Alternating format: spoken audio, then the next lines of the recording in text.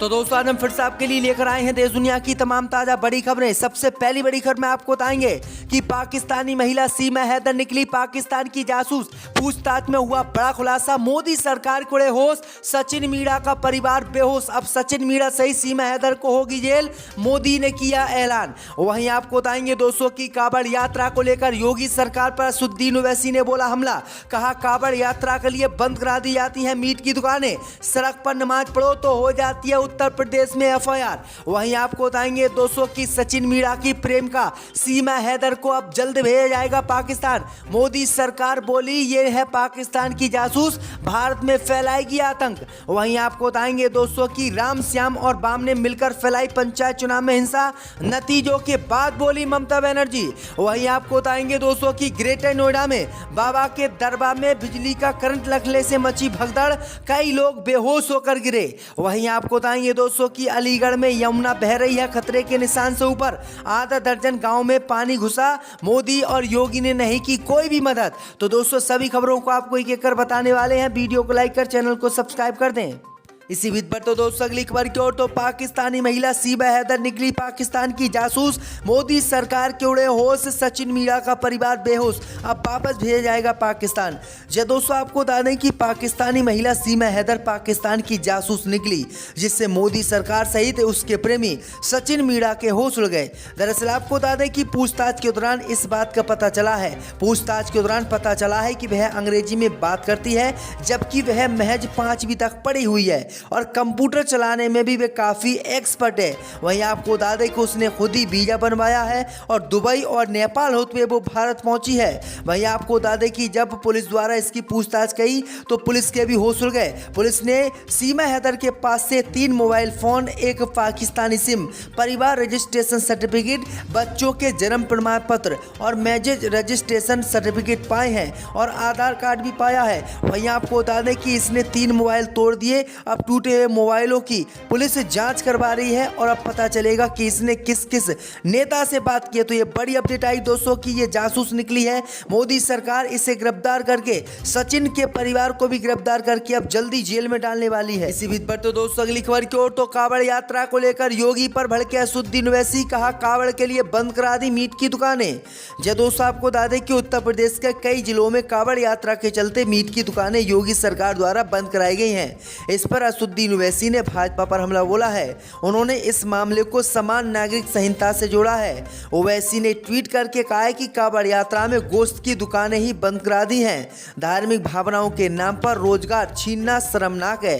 सड़क पर नमाज पढ़ो तो एफआईआर हो जाती है, क्या एक देश में 2 कानून हैं? ओवैसी ने ट्वीट किया कि सड़क पर नमाज अदा करो तो एफआईआर हो जाती है, लेकिन कांवड़ यात्रा के लिए गोश्त की दुकानें ढकाकर बंद करवा दी जा रही हैं। धार्मिक भावनाओं के नाम पर रोजगार का हक छीन लेना शर्म की बात है। असदुद्दीन ओवैसी ने कहा है कि जहां मोदी सरकार समान नागरिक संहिता कानून लागू कर रही है, लेकिन कांवड़ के लिए रोडें तक बंद करवा दी जाती हैं, मीट की दुकानें तक बंद करवा दी जाती हैं, जो कि गलत है। इसी बीच पर तो दोस्तों अगली खबर की ओर, तो पाकिस्तानी महिला सीमा हैदर को भेजा जाएगा वापस पाकिस्तान, मोदी सरकार ने किया ऐलान। जब दोस्तों आपको बता दें कि पाकिस्तान से सचिन के प्रेम में भारत पहुंची सीमा हैदर अब बुरी तरह से फंस गई हैं और उसके प्रेमी की भी नींद उड़ गई है। दरअसल आपको बता दें कि सीमा हैदर के कई डॉक्यूमेंट फर्जी पाए गए हैं। डॉक्यूमेंट फर्जी पाए जाने के बाद मोदी सरकार सहित सचिन मीणा हैरान है। इसी बीच खबर सामने निकल कर आई दोस्तों की डॉक्यूमेंट में उम्र में काफी हेरफेर होने के बाद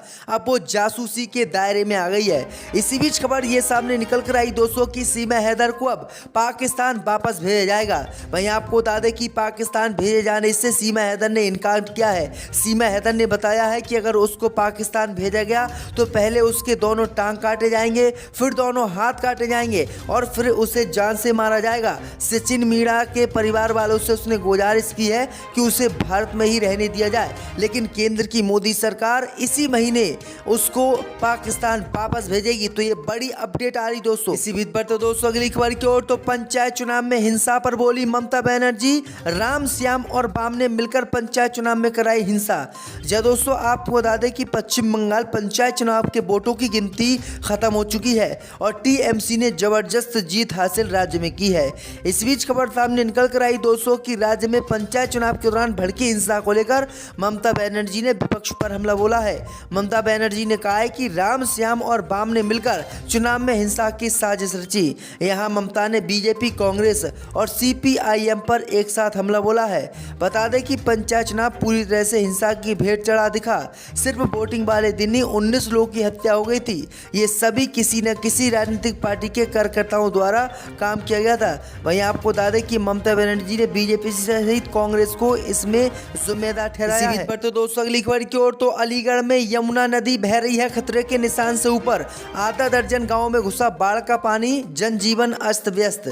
जब दोस्तों आपको बता दें कि यूपी के अलीगढ़ में यमुना नदी का जल स्तर खतरे के निशान पर पहुंच गया है, जिससे अलीगढ़ के आधा दर्जन गाँव में पानी घुस गया है। यहाँ रहने वाले ग्रामीण गाँव में पानी घुसने से परेशान है। किसानों की फसलें और सब्जियां नष्ट हो गई हैं। वहीं खेतों में पानी घुसने से किसानों को लाखों का नुकसान हुआ है। इसके साथ ही ग्रामीणों के लिए पशुओं के चारे की समस्या आ रही है। हालांकि प्रशासनिक अधिकारी जल स्तर का निरीक्षण और बाढ़ चौकी को देखकर लौट जाते हैं। बाढ़ प्रभावित क्षेत्रों के ग्रामीणों ने बताया है कि जिला प्रशासन की तरफ से कोई भी सुविधा नहीं मिल रही है। हालांकि ग्रामीणों को दूसरी जगह शिफ्ट करने की बात योगी सरकार द्वारा की जा रही है, लेकिन उनके पशुओं के रहने और चारे का कोई इंतजाम योगी सरकार ने नहीं किया है। ग्रामीणों ने अलीगढ़ के अधिकारियों पर झूठा आश्वासन देने का आरोप लगाया है। तो ये बड़ी अपडेट आ रही दोस्तों की योगी सरकार बाढ़ पीड़ितों की अलीगढ़ में कोई मदद नहीं कर पा रही है। इसी बीच पर तो दोस्तों अगली खबर की ओर, तो सिया बोर्ड ने आदिवासियों को यूनिफॉर्म सिविल कोड से बाहर रखने के बयान पर उठाए सवाल। बोले क्या वो हिंदुस्तानी नहीं। जब दोस्तों आपको बता दें कि all India Siya personal law board के अध्यक्ष मौलाना शायम मेहंदी ने कहा है कि समान नागरिक संहिता पर राय तभी दी जा सकती है जब सरकार उसे परिभाषित करे। मेहंदी ने बयान जारी कर कहा है कि सरकार ने यूनिफॉर्म सिविल कोड पर जानकारी हासिल करने के लिए विधि आयोग का गठन किया है। इस आयोग ने 15 जुलाई तक लोगों से इस पर राय देने को कहा है। हम इस पर अपनी राय और सुझाव उक्त वक्त दे सकते हैं। अब सरकार यूसीसी को परिभाषित कर बताए कि क्या वह क्या चाहती है और क्या वह नहीं चाहती है। उन्होंने आदिवासियों को यूनिफॉर्म सिविल कोड से बाहर रखने के बिहार के पूर्व उप मुख्यमंत्री व भाजपा नेता सुशील मोदी के बयान पर सवाल उठाए हैं। उन्होंने कहा कि क्या आदिवासी हिंदुस्तानी नहीं है, या फिर आप जिसको चाहोगे उसे यूनिफॉर्म सिविल कोड में शामिल करोगे और जिसे नहीं चाहोगे आप उसको शामिल नहीं करोगे। उन्होंने कहा कि अगर सियाह और मुसलमानों को ही फिर यूनिफॉर्म सिविल कोड में क्यों रखा जा रहा है, सिर्फ हिंदुओं को ही इसमें रखा जाए। इसी बीच पर तो दोस्तों अगली खबर की ओर, तो ग्रेटर नोएडा में बाबा बागेश्वर के दरबार में मची भगदड़, कई लोग हुए बेहोश। जब दोस्तों आपको बता दें कि बागेश्वर धाम के महंत धीरेन्द्र शास्त्री के दरबार का आयोजन बुधवार को ग्रेटर नोएडा में किया गया, जिसमें पूरी व्यवस्था चरमरा रही। लोगों की भीड़ उम्मीद से ज़्यादा पहुंच गई। इस दौरान भगदड़ का माहौल बढ़ गया, जिसके कारण कई लोग बेहोश होकर गिर गए। कई लोगों को गंभीर चोटें आई हैं और दिव्य दरबार में लोगों को आने जाने की होड़ थी। इस दौरान कई लोग बैरिकेड तोड़कर आगे तक पहुंच गए। पुलिस ने समझा बुझाकर उन लोगों को शांत कराया। मिली जानकारी के अनुसार इस भगदड़ के पीछे करंट लगने की जानकारी सामने आ रही है। बताया जा रहा है कि वीआईपी पास के पीछे गेट से एंट्री करवाई जा रही थी। वहां पर बिजली के तार होने से कुछ लोग को करंट लगा, जिसके कारण भगदड़ मच गई। आई गई और सबने देखा कि लाशों को कुत्तों ने खाया था। क्या ये सरकार की नाकामी नहीं है? यकीनी तौर पे आप मेरी बात तो पूरी सुन लें, बाद में सवाल किया करिए। जब इसकी जिम्मेदारी किसकी है? सरकार से टैक्स लेने के लिए? क्या सरकार की जिम्मेदारी नहीं है कि गरीब को उसके आदर के साथ अंतिम संस्कार कर दिया जाए अगर किसी के पास पैसा नहीं है तो? सरकार ने लाखों करोड़ों रुपया फंड का, हम लोगों का, इसका उसका काटा गया है, वो उस पैसे का हिसाब देने को तैयार नहीं है।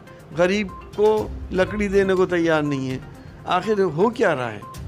सरकार को अपनी जिम्मेदारी निभानी चाहिए। इसकी पूरी जिम्मेदारी सरकार की थी, लेकिन ऐसा नहीं हुआ। हमें कहते हुए शर्म आती है कि हमारे भारत में ऐसे हालात भी गुजरे हैं जहाँ बेटे को बाप ने नदियों में बहाया हो और कुत्तों ने उसके सामने खाया हो। अभी जो सरकार ने, उत्तर प्रदेश की जो योगी सरकार है, उन्होंने एक ऐड छपवाया था। उसमें एक फ़ोटो जो है बंगाल के हाईवे का लगा दिया था, दूसरी फ़ोटो अमेरिका की एक कंपनी की लगा दी थी। तो क्या सरकार वास्तव में उत्तर प्रदेश में विकास नहीं किया है या फिर विकास के नाम पर लोगों को धोखा दे रही है? विकास किया होता तो उसकी फ़ोटो लगाते। वो तो ये समझ रहे हैं बेवकूफ़ लोग हैं, भोले भाले लोगों को बेवकूफ़ समझ रहे हैं। उन्होंने ये फ़ोटो लगवा दिया। हो सकता कल को ताजमहल का लगवा दें कि उत्तर प्रदेश की सरकार ने बनाया है इसे, इनका क्या भरोसा।